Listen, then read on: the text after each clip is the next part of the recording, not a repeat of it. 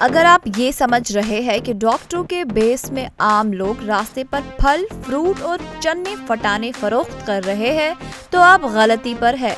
दरअसल ये हकीकी डॉक्टर है जो पिछले कई महीनों से सरकारी स्टाइपेंड से महरूम है।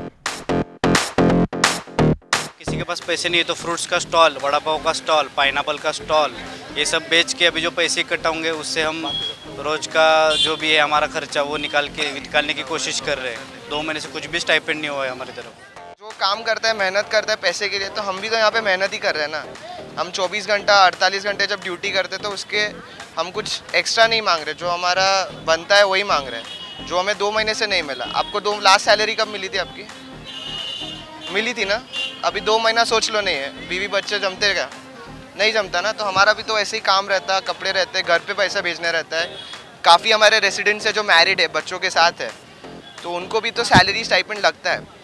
अगर फैकल्टी मेंबर्स जैसे लेक्चरर, प्रोफेसर, एपी है, स्टाफ है, यहाँ का नर्सिंग स्टाफ है, जो एडमिनिस्ट्रेटिव ऑफिस में काम करने वाले हैं, अगर उन सबको पगार टाइम पे मिल सकता है तो हमें क्यों नहीं मिल सकता? डॉक्टरों के इस अनोखे एहतजाज को अवामी सतह पर खूब पजीराई मिली और लोगों ने बढ़ चढ़ कर उनकी मदद की।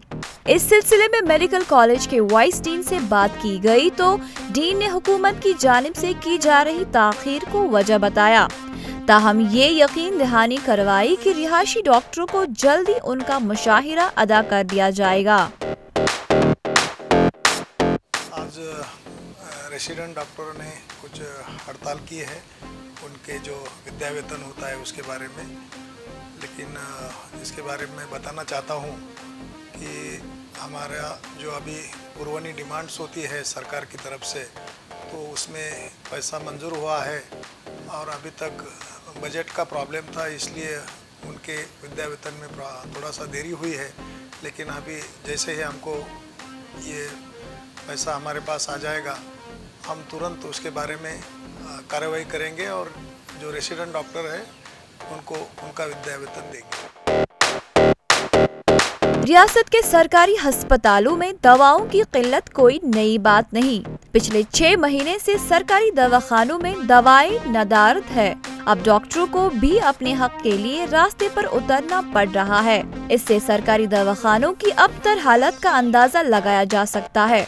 औरंगाबाद से असरार चिश्ती की रिपोर्ट।